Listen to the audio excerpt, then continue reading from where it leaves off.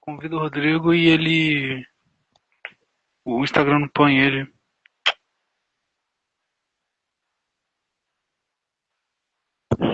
Bizarro.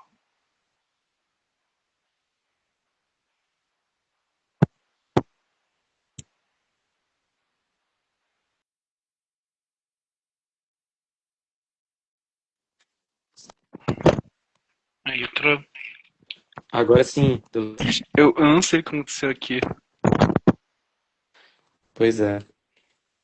Mas agora deu boa.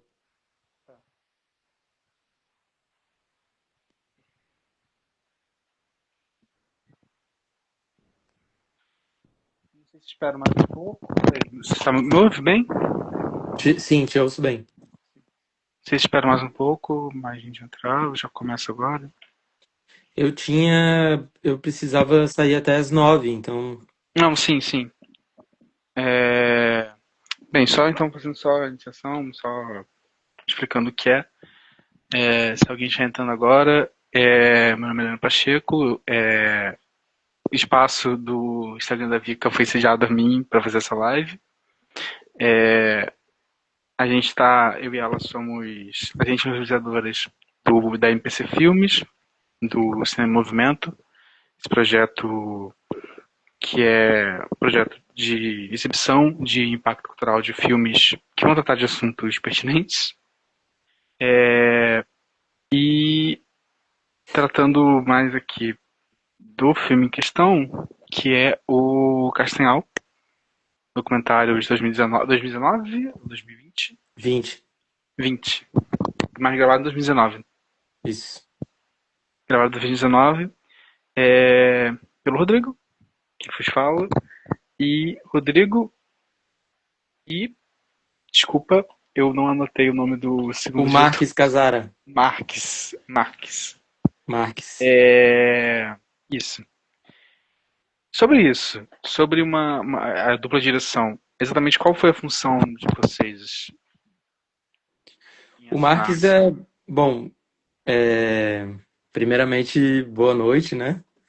Obrigado pelo convite, Helena. Obrigado a MPC Filmes e a esse circuito bonito, Cinema em Movimento, que está levando o Castanhal aí para um monte de cidade do país, para mais pessoas verem e se interessarem pelo tema da Amazônia em pé, né? Pelo que acontece na Amazônia, que pode ser de alguma forma uma saída para que essa floresta não seja dominada pelo agronegócio, né?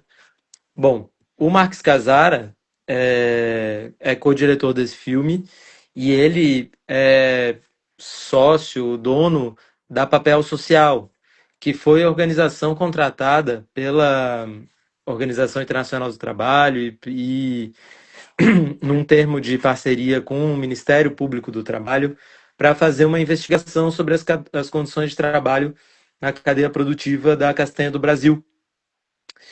E, bom, Marx era, além de ter sido um parceiro na produção desse relatório para o MPT e para a OIT, ele também esteve junto comigo nas entrevistas, principalmente na segunda viagem, né? Nós fizemos duas viagens lá para a região de Boca do Acre. Na segunda viagem ele esteve presente, conduziu comigo as entrevistas.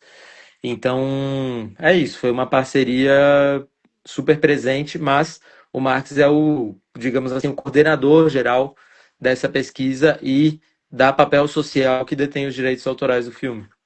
Uhum.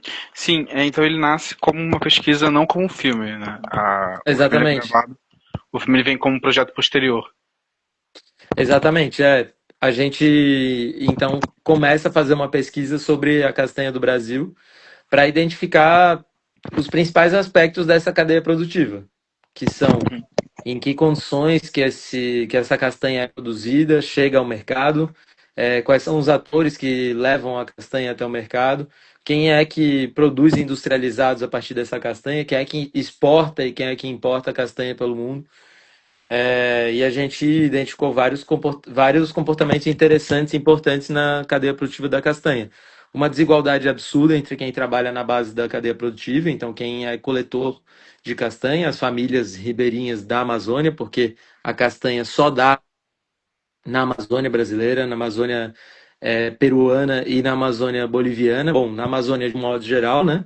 É, as condições necessárias para que ela se reproduza e para que as árvores de castanha sejam fartas só acontece na Amazônia.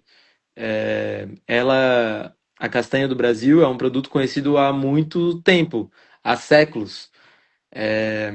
Botânicos tentaram levar essa árvore para outros lugares no intuito de produzir esse fruto outros biomas pelo mundo. Tentaram na Austrália, tentaram em Londres, nos hortos florestais, mas não conseguiram, porque ela depende de uma condição muito única de fatores, dos polinizadores, do solo, da temperatura. Uhum. É, E ela foi plantada por povos indígenas, né? Estudos antropológicos demonstram que os castanhais que hoje são explorados comercialmente na Amazônia, eles foram plantados intencionalmente por povos indígenas, né? Não foram os ingleses que enviaram botânicos para cá, para a Amazônia, e descobriram o valor nutricional único que tem a castanha, né? Que tem o tal do selênio, tem muita proteína, tem diversos aminoácidos importantes para a saúde humana, mas os indígenas já sabiam disso e consumiam muita castanha, e foram eles que plantaram intencionalmente corredores de castanhais. Óbvio que com a ajuda de algumas aves, com a ajuda de alguns roedores, porque assim funciona a vivência na floresta, né? Sim. E sobre o documentário em si, uma coisa que eu já tinha comentado com você é, é sobre o cuidado que vocês tiveram em não expor aquelas pessoas de forma muito a explorar delas, né?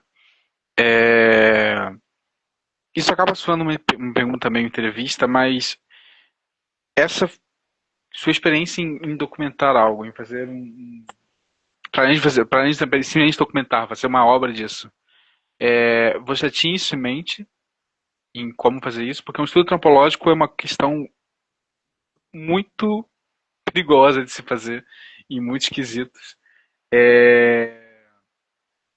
Antropólogos, como um todo, têm que aprender essa questão de como fazer uma pesquisa de campo em um povo que você não faz parte, de certa forma.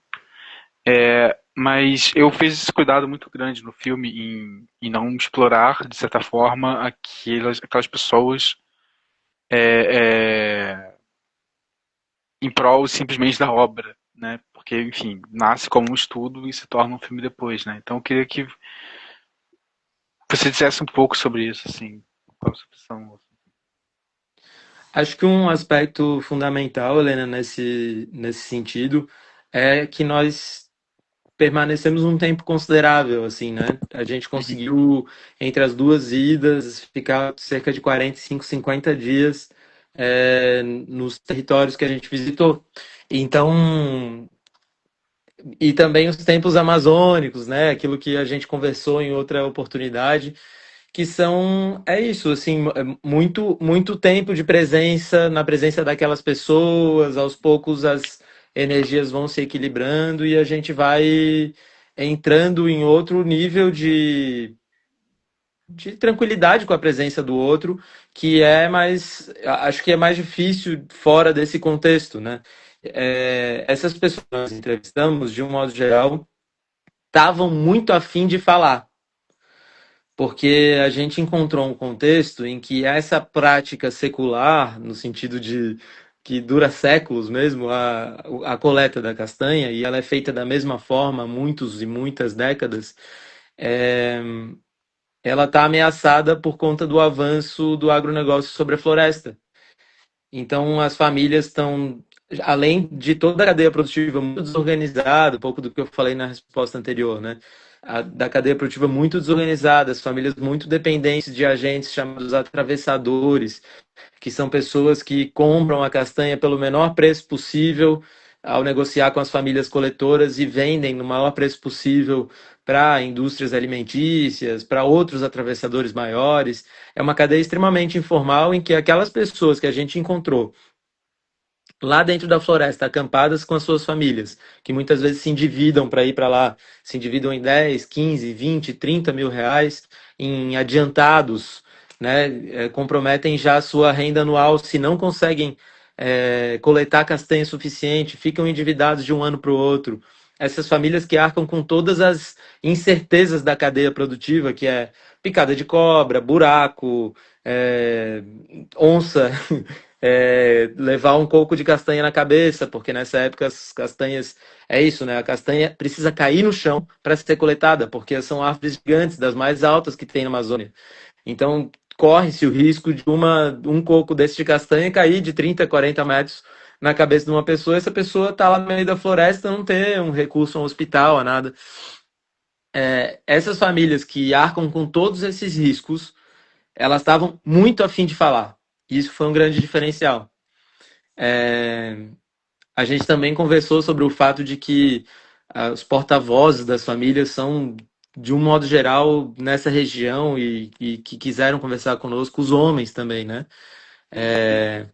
Há uma divisão do trabalho também em que os homens vão fazer essa coleta da castanha, percorrer grandes quilometragens todos os dias, carregando o peso das castanhas nas costas na volta, e as mulheres ficam normalmente cozinhando, cuidando do sustento deles naquele período de 30, 40, 2 meses, dias a 2 meses que eles podem passar lá dentro. Então, acho que esse fator deles estarem a fim de falar foi o fundamental. Para além disso, acho que a gente tinha também essa preocupação e teve essa preocupação também na edição do filme de fazer um retrato bonito dessa atividade, né? Alguns personagens ajudaram, como o Zé Camilo, que eu considero que foi o grande acontecimento dessa viagem foi ter cruzado o caminho com o Zé Camilo, que foi uma coisa meio aleatória, né? Ele é o presidente da única associação de extrativistas de Boca do Acre. Isso significa que ele é um, um guerreiro solitário praticamente, porque como é uma cadeia absurdamente desorganizada, as famílias estão sozinhas e esse cara tá lá indo para dentro do rio todos os dias em busca do cacau.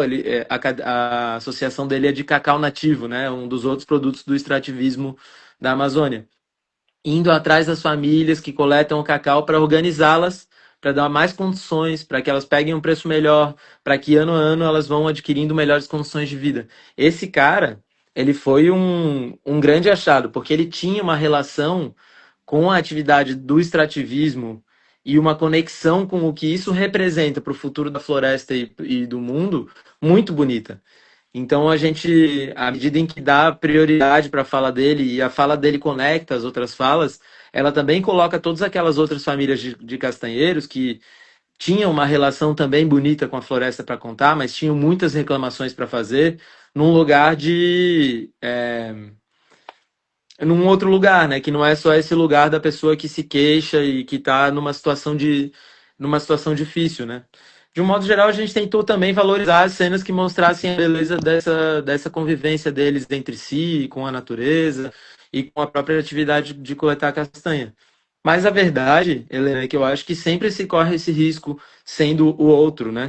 Sendo uma pessoa de fora que vai chegar e vai procurar respeitar, mas sempre se corre esse risco e fico feliz que a tua percepção e a percepção, pelo menos da maioria das pessoas que a gente conversou até o momento, não tenha sido de uma entrada desrespeitosa no convívio daquelas pessoas e mesmo que a gente tenha conseguido retratá-las num lugar, num lugar de respeito, num lugar seguro, né?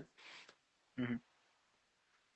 E sobre a cidade em si, o município de Boca do Acre, né, que foi onde foi feito, eu não ficou muito claro se toda a pesquisa foi feita em Boca do Acre, exatamente. Boca do Acre é um município de dimensões gigantescas, né? Boca do Acre talvez seja maior do que algum país da Europa, assim. Sim. Eu não vou ter agora o número para te dizer, assim, mas é um município gigante. Então imagina que dentro de Boca do Acre a gente tem para o norte, né? A gente tem o núcleo urbano de Boca do Acre, onde vivem de 15 a 20 mil pessoas, e a gente tem os rios. Tem o Rio Purus, que corta a Boca do Acre de norte a sul, vem descendo na direção do. E aí a gente tem as florestas que estão rio acima e rio abaixo. Rio acima começa uma vertente do rio Purus que chama Mapiá, Sim. e ali tem floresta nacional, tem acesso a duas reservas, a duas florestas nacionais, a Floresta Nacional do Purus e a Floresta Nacional do Mapiá. E para baixo a gente tem mais uma reserva extrativista e mais duas terras indígenas para baixo, né, para o sul da sede do município de Boca do Acre. Então tudo foi feito dentro de Boca do Acre, talvez ali na divisa com os municípios vizinhos, mas em territórios muito distantes entre si, né? Na primeira etapa do trabalho a gente ficou 2 dias inteiros de barco até chegar na entrada do Igarapé, de onde a gente pegou outro barco menor para entrar para o Igarapé mais um dia. Então, 3 dias entre a sede do município e algumas dessas famílias que a gente entrevista na primeira etapa de entrevistas, como a família do Edson, né, que leva seus filhos para coletar junto com eles, né? A infância está também retratada nesse filme, e é todo um capítulo à parte, né? Mas o Edson, por exemplo, está a 3 dias de barco do núcleo urbano de Boca do Acre. Essa família precisa se suprir de tudo que puder. Eles precisam entrar para lá com cachorro, galinha, papagaio, com medicamentos mais variados possíveis, soro antiofídico, com arma e munição para caça, com todos os utensílios que eles vão precisar para pescar e com muito mantimento, né? Porque lá eles conseguem. Eles chegaram a é, mostrar isso, né, no filme, em um momento fazendo uma troca de mantimentos, né? Um barco se encontra com o outro, uma casa se encontra com a outra e acaba sendo feita essa troca de mantimentos. Desculpa, eu acabei de interrompendo, mas isso me lembrou, não era um tópico que eu tinha separado, mas isso me lembrou muito de que, né, todo esse tempo que eles passam indo e voltando, a viagem de ida e volta acaba sendo tão longa que eles acabam fazendo viagens só para manter a próxima viagem, ou manter a viagem que já está, né? Isso ocorreu, pelo menos eu lembro de ter um momento no filme que isso é retratado. As distâncias acho que são um grande. E à medida em que essas famílias não estão organizadas numa associação, por exemplo, Aham. elas se tornam um entrave ainda maior, né? Porque imagina, nós somos uma família e vamos entrar para nossa colocação de castanha para coletar. A gente vai andar 2 a 3 dias de barco, às vezes menos, né? Pode ser que seja 12 horas, 8 horas. Tem colocações mais próximas, mas essa não é a realidade padrão. E a gente vai precisar levar tudo que a gente precisa para o próximo, pelo menos, mês. Então a gente vai lá num comprador de castanha, se endivida com ele, fazer o nosso rancho e entrar. Quando aparece alguém comprando a castanha lá dentro, esse alguém pode me dizer, olha, o preço da castanha tá baixando. E eu estou comprando aqui hoje por 10. E se tu quiser comprar comigo, vender para mim por 10, tu economiza todo o combustível de carregar teu barco cheio de castanha até lá só para vender. E ainda o preço da castanha vai baixar depois, então tu está fazendo um bom negócio aqui comigo. A pessoa não tem acesso à internet, não tem como fazer uma ligação, precisa acreditar na palavra dessa pessoa, desse regatão, desse atravessador que passou lá de barco para comprar castanha. É um nível de informalidade e de individualização da história que essas famílias estão submetidas, que elas estão vulneráveis aos regatões. É isso. O Sim. cara chega lá, às vezes vende porque está precisando de um dinheiro, está precisando também comprar algum mantimento que está faltando. Essas mesmas pessoas que passam de barco para comprar as castanhas também são as pessoas que passam vendendo algum produto, uma farinha, um arroz, enfim, alguns industrializados, pasta de dente, vendem. Eles têm tipo uma mercearia ambulante nos barcos. O que a gente identificou no estudo? É necessário que se fortaleça o cooperativismo, o associativismo, para quê? Para que a nossa família se junte com a família do Edson, se junte com outras famílias que coletam castanha mais ou menos próximo, e a gente tem um custo menor para levar a castanha até um lugar adequado para onde elas possam ficar armazenadas sem apodrecer, que esse é um outro fator. A castanha, quando ela fica armazenada de um jeito inadequado, a umidade da floresta faz ela pegar um fungo, e esse fungo tirou o Brasil de ser o principal exportador de castanha do Brasil do mundo. É um fungo que dá por conta das más condições de armazenamento, precariedade mesmo das famílias coletoras, é, e fez com que o Brasil deixasse de ter possibilidade de exportar para a Europa por muitos anos. A Bolívia passou a ser esse principal exportador porque se organizou melhor. Não significa que se organizou melhor a partir das bases, né? Os empresários bolivianos se organizaram melhor. Mas, enfim, só muitas vezes eu vou ter que fazer uma viagem inteira, gastar litros e litros de gasolina só para tentar escoar uma parte da minha produção. Mas sobre isso, é, voltando um pouco ao assunto da cidade da Boca do Acre, é muito interessante isso que você falou agora sobre a precarização do trabalho desses ativistas mais familiares, né? Porque existe uma diferença muito grande entre esse estativismo familiar e o grande estativismo que é feito para qualquer outra coisa, até das castanhas em si, né? Não sei de em outras regiões.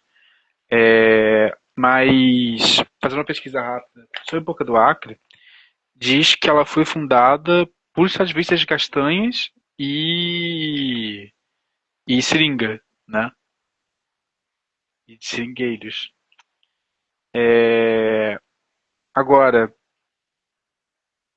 eu fazendo uma pesquisa rápida em Wikipédia, sem muitas fontes, mas eu vejo que em 75 teve um plano de transferência das principais famílias para uma região de um platô, me corrija se eu estiver errado, Piquear.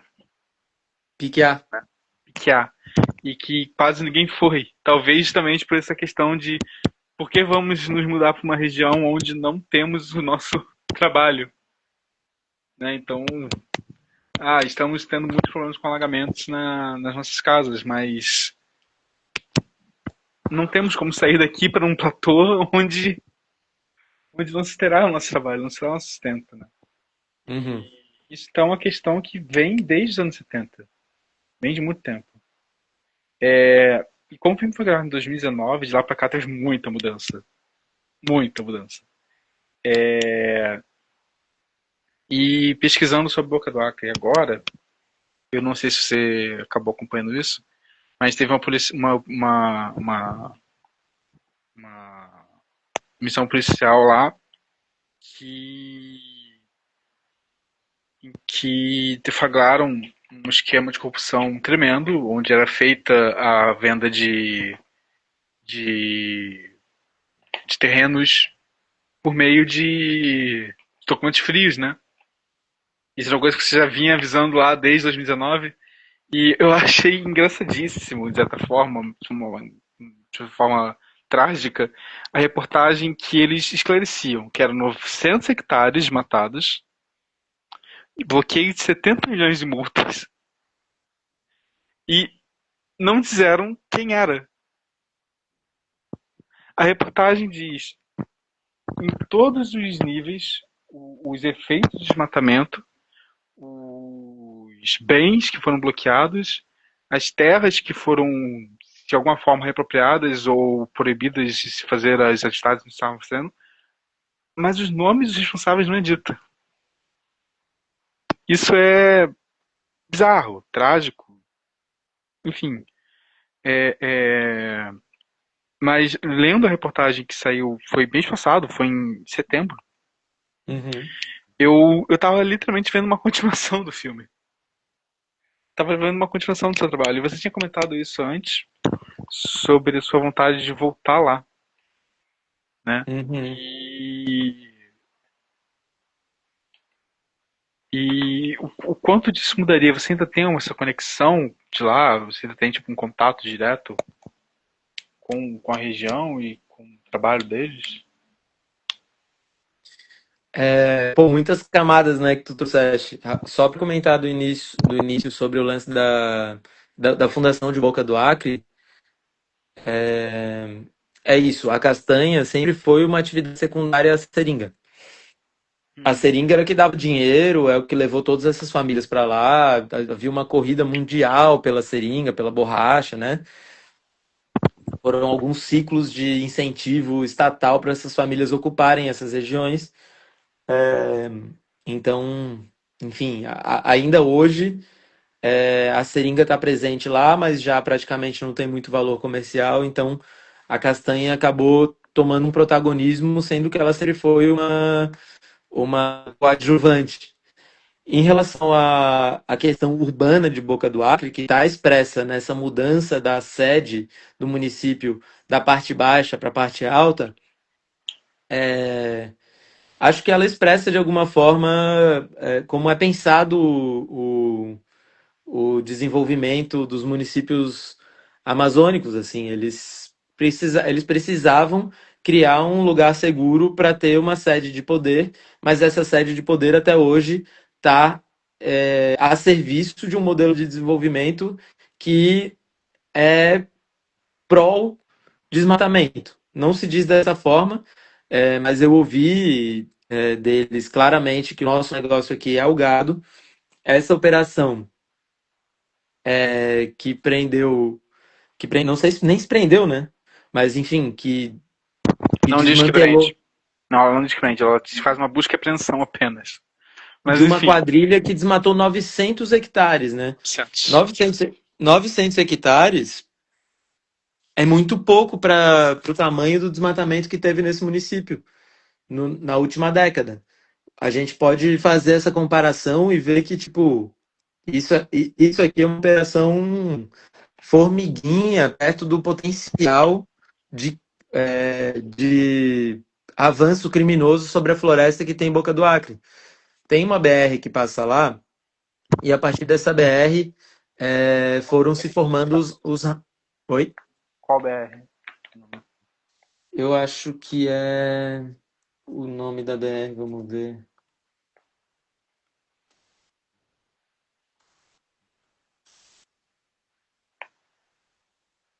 317, que é a BR que liga a Boca do Acre ao estado do Acre, né? Por isso chama Boca do Acre. Vai ligar a Boca do Acre a Rio Branco, mas dá mais ou menos umas 2 horas, 2 horas e meia de carro. E de ônibus, bom, de ônibus é uma aventura à parte, talvez muito mais. Essa BR tem vários trechos que não são asfaltados por conta de terras indígenas que ela cruza, e os indígenas optaram por não deixar asfaltar. Então, esses trechos não asfaltados em períodos de chuva, eles ficam muito difíceis de trafegar. Mesmo assim, Boca do Acre tem o segundo, pelo menos tinha à época, né? Faz tempo que eu não atualizo esses dados, mas tem o segundo maior rebanho de bovinos, um rebanho de gado do estado do Amazonas, ficando atrás apenas do município de Lábrea, que é um município vizinho de Boca do Acre. Isso quer dizer que Lábrea. todo modelo. Oi? Lábrea. Lábrea, é. todo o modelo de desenvolvimento de Boca do Acre está voltado para o boi. Provavelmente essa quadrilha desmantelada devia estar dentro da prefeitura, dentro da Câmara de Vereadores. Todo mundo que tem um pouco de dinheiro a mais nessa cidade está ligado a um esquema do boi. Ou cria boi, ou ajuda a grilar terra, ou ajuda a expulsar ribeirinho de terra, ou trabalha na prefeitura e ajuda. Enfim, é isso. De forma lícita ou ilícita, está ligada à economia do boi. Essa é a economia forte daquele município e todas as outras que a gente tenta demonstrar no filme que são mais compatíveis com a floresta em pé e que, se forem bem olhadas e com políticas públicas adequadas, elas podem sim prover dignidade para essas famílias extrativistas. Elas são deixadas de lado, elas não são trabalhadas pelo poder público municipal, são muito pouco trabalhadas pelo poder público estadual, e a época do filme, o poder público federal estava totalmente atrelado ao modelo de desenvolvimento, de expansão territorial do agronegócio, custe o que custar. É o momento de vocês avançarem, né? Dizia, em outras palavras, o presidente. Não que seja muito diferente hoje, né? É, Porque a gente teve aquele início de governo Lula em que muitas dessas operações de invasão de gado foi desmantelada, mas, por exemplo, hoje, para passar a última PL de zerar impostos sobre pessoas com até 3 salários mínimos, né? É, essa PL foi aprovada à custa de fazer muita exploração de petróleo na Amazônia, né? Então, assim, a gente teve aquele início ali de governo Lula em que teve sim que muita coisa, tudo na verdade foi tomado, teve luz sobre muita coisa que estava obscura há muito tempo, mas não é algo que tenha mudado da água pro vinho, né? Antes, qualitativamente é impossível dizer que a gente mudou nossa matriz de desenvolvimento, assim. Por outro lado, essa corrida sobre as terras da Amazônia, ela tem a ver com uma crise capitalista global e em que, para continuar lucrando, é preciso avançar sobre a natureza, sobre os minérios, sobre as terras, sobre... É isso, é preciso extrair a mais-valia daí, porque o capitalismo não está conseguindo mais tirar em índices crescentes, né, que é esse vício do mais, de outros lugares.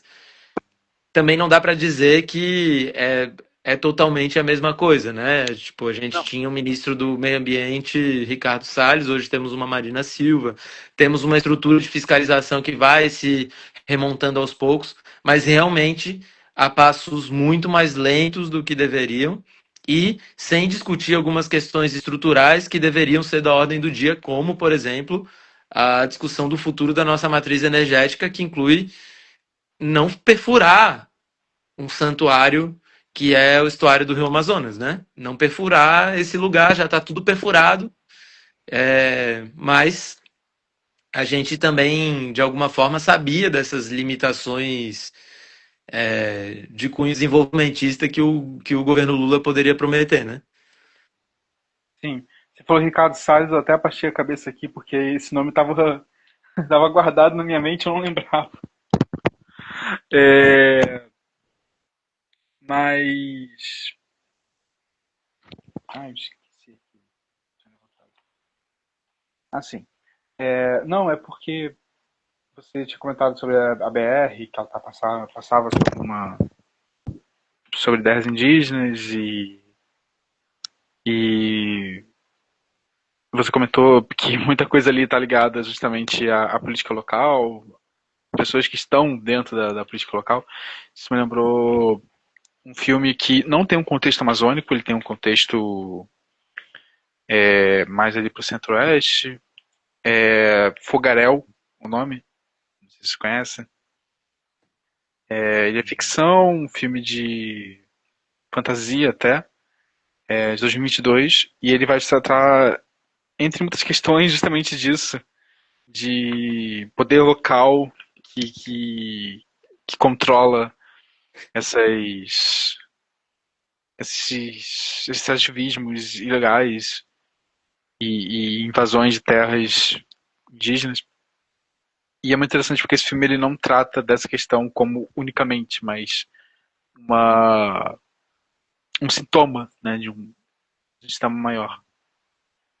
É, mas sobre aquelas famílias, é, então elas não. Você tinha comentado sobre elas não terem uma união forte em algum tipo, uma união forte entre elas, mas não havia nenhuma forma de comunicação entre elas? São apenas famílias isoladas fazendo o trabalho delas? Isso eu não entendi realmente. Ó, eu não conhecia Fogaréu, vou procurar saber, inclusive, porque é Tem isso. no Tô, Globoplay. tô consumindo tudo quanto é possível aí de cinema brasileiro. E principalmente depois dessa recomendação, saber que trata também de aspectos, enfim, pertinentes àquilo que a gente estava conversando agora.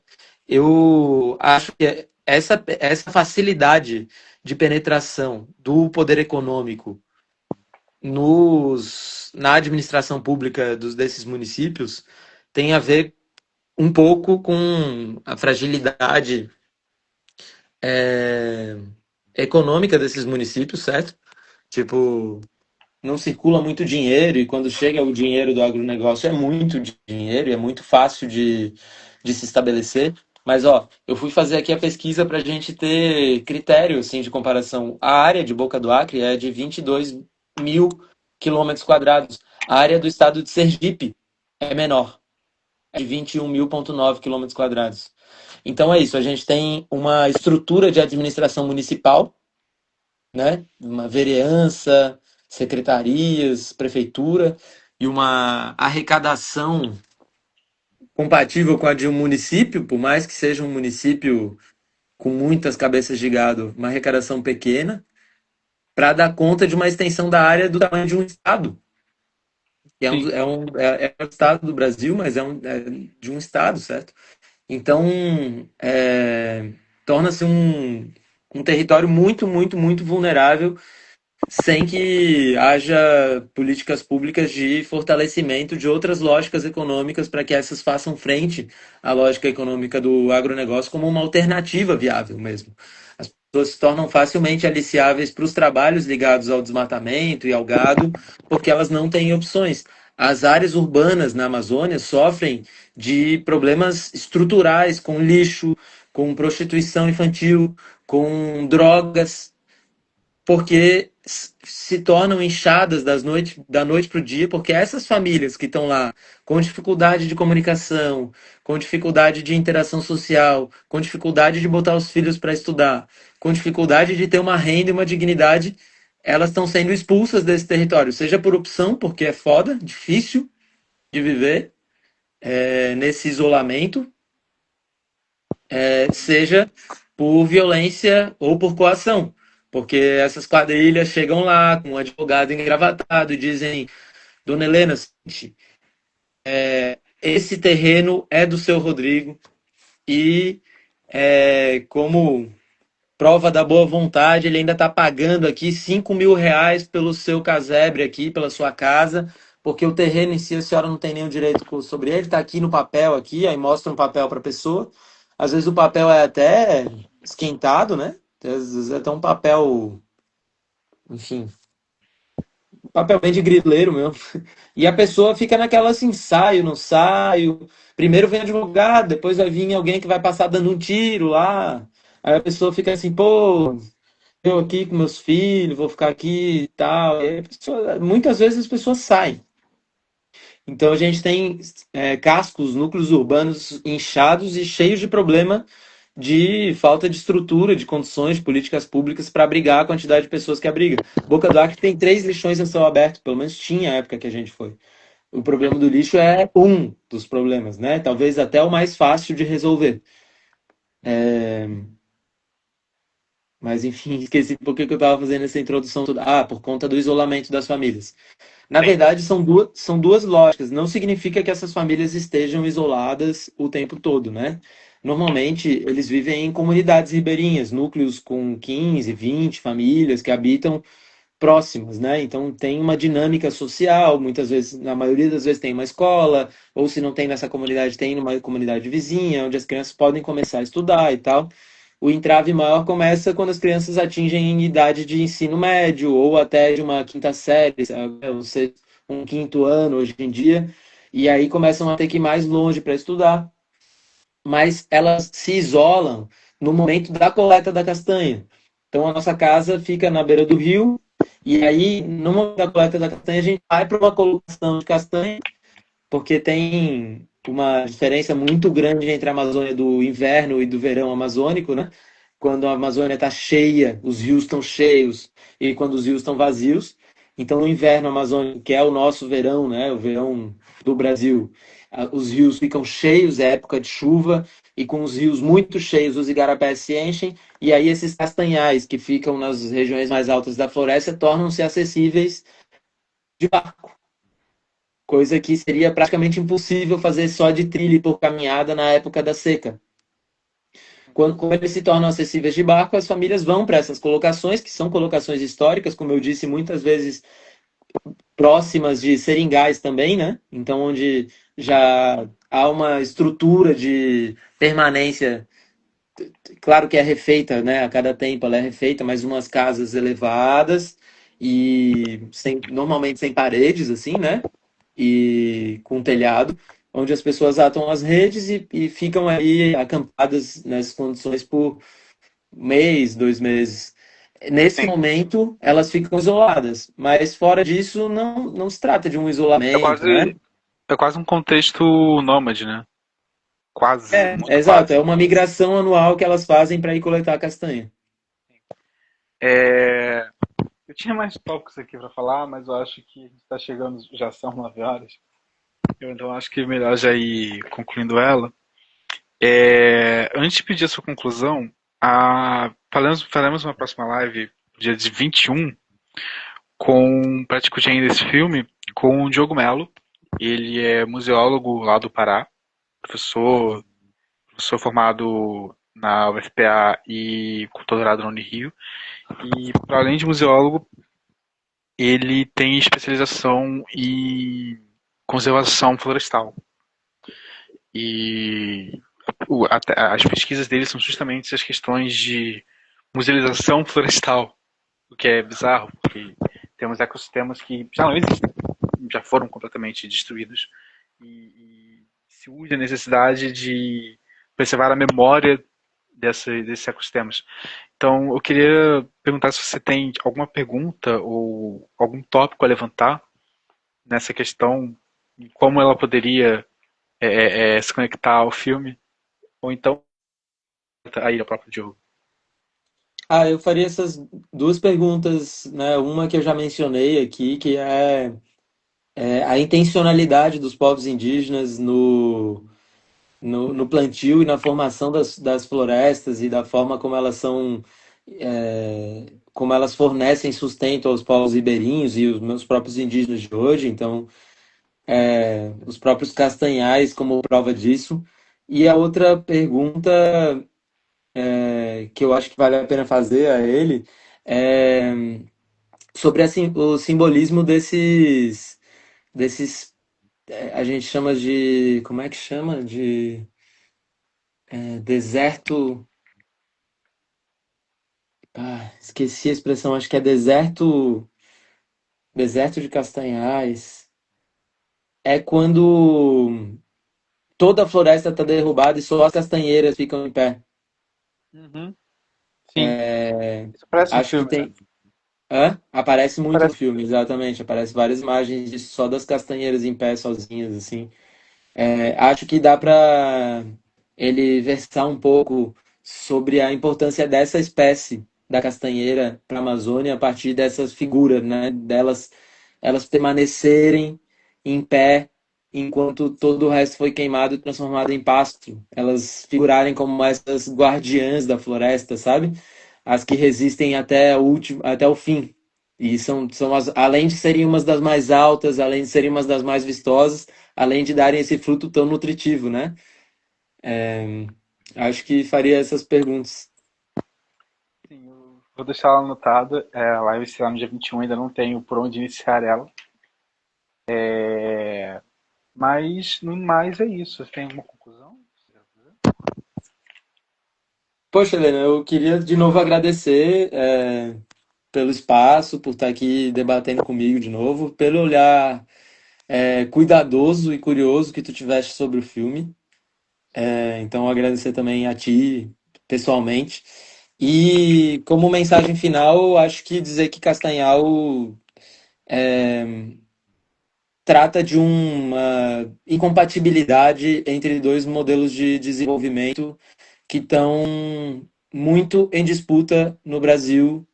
E o filme é sobre isso, é sobre um momento em que havia um patrocínio estatal a um modelo de desenvolvimento, que é esse da expansão do agronegócio via expansão sobre as áreas de preservação, sobre as áreas de natureza preservada, sobre os distintos biomas, mas com essa expressão na Amazônia bem declarada e que a gente conseguiu captar viva lá, né? A gente teve muita dificuldade para chegar no lugar onde estava uma queimada recém-feita, onde estava uma derrubada de floresta recém-feita, para mostrar isso vivo no filme, para que o filme tivesse um impacto diferente, pudesse circular e mostrar o quão danoso é esse modelo de desenvolvimento que chega para derrubar e botar culturas extensionistas e com baixa produtividade. Hoje é o gado que toma a Amazônia, mas a gente sabe que depois do gado vem a soja, pode vir o milho, podem vir outras commodities cujo objetivo já não é mais plantar alimentos para as pessoas comerem, mas simplesmente produzir dinheiro, plantar gado, plantar soja. E esse modelo de desenvolvimento não é compatível com as pessoas. Ele desertifica. Desertifica a floresta, vai transformar a Amazônia numa savana, mas desertifica de pessoas também esse território que é tão rico em termos de culturas que habitam lá dentro dessa Amazônia. Essa Amazônia é super habitada e pode estar se tornando também um deserto na medida em que os modos de vida dessas pessoas se tornem inviabilizados pelo avanço do agronegócio. Do outro lado, a gente tem uma possibilidade de desenvolvimento de uma economia que permita que a floresta permaneça em pé. Então, com políticas públicas que fortaleçam o extrativismo, que deem possibilidade de renda digna para essas famílias, com associativismo, com condições de trabalho, com condições de estudo e de beneficiamento desses produtos lá mesmo, para que eles saiam com maior valor agregado. Tudo isso em consonância com a preservação da floresta, que é tão importante para o futuro da humanidade como um todo. Fora do bioma amazônico, que a gente preze por uma reforma agrária popular que possa prover de alimentos todas as nossas cidades, os nossos centros urbanos, que a lógica do agronegócio extensionista, gente que tem de terras o tamanho de uma cidade, seja desmontada em prol de as famílias agricultoras terem seu pedaço de terra para plantar comida. Nós somos muitos, nós precisamos nos alimentar, nós não podemos continuar acreditando que essa lógica de desmatar, chegar com um boi, depois com plantação de soja e agrotóxico, vai dar futuro para alguém. Acho que não tem mais ninguém hoje que minimamente se informe, que acredita que tem futuro nesse modelo. O problema é que as pessoas não veem futuro num modelo alternativo, que é esse modelo do extrativismo ribeirinho, do extrativismo indígena, de um extrativismo que respeite os tempos da natureza, certo? Aqui a gente não está falando de um extrativismo que vai botar mercúrio nos rios para extrair ouro, certo? A gente está falando de um extrativismo de, a partir de uma postura, de uma posição de respeito com os biomas, seja qual for o bioma em que ele esteja inserido, e de produção de alimentos. O Brasil tem vocação, a América do Sul tem vocação para ser a utopia na Terra, para a gente tem água, a gente tem os minérios necessários para os produtos industrializados, desde que a gente explore de forma racional, a gente tem terra para produzir alimentos e terra fértil, e a gente não precisaria ter ninguém passando fome, passando dificuldades, né? A gente tem riqueza suficiente para viver bem e em comunhão, a comunhão da terra, como é o título da música que encerra o Castanhal, né? Um pouco dessa mensagem que a gente queria deixar na voz do sábio Zé Camilo, né? Quando a gente Sim. morrer, vai feder todo mundo igual, não importa se ter dinheiro ou não. A gente queria mostrar que tem outras formas de olhar para a Amazônia, tem outras formas de olhar para o desenvolvimento, para o nosso desenvolvimento enquanto sociedade. Despertar um pouco essa curiosidade aí do olhar de quem assistiu para ir além e buscar informações sobre outras formas de ver, né? Que não funciona esse modelo de desenvolvimento do agronegócio, eu acho até que é fácil de provar. O difícil é que as Com pessoas certeza. acreditem, assim. A palavra do Zé Camilo de continuar sonhando, apesar de tanta dificuldade, eu acho que é o grande ensinamento do filme. Tá. Rodrigo, muito obrigado pela participação aqui, por falar um pouco mais desse filme. Muito obrigado pelo filme. É, agradecer também a Vika, que disponibilizou aqui o espaço, sediou o perfil dela para que isso fosse feito. Agradecer mais uma vez a MPC e deixar aqui marcado, então, para o dia 21, essa, essa live com o Diogo. Eu acabei não colocando ele aqui, mas, enfim, é isso. Muito obrigado mesmo. Obrigado, Helena. E venceremos, espero. Né? Eu, só para terminar, a frase do Chico, que não se faz, que ecologia sem luta de classe também é jardinagem, né? Frase clássica aí do coisa, mas é isso no geral. Eu acho que é conseguir entender como a gente pode fazer essas questões andarem numa perspectiva diferente da nossa, porque não se tem mudança repercutindo o que a gente já faz, né?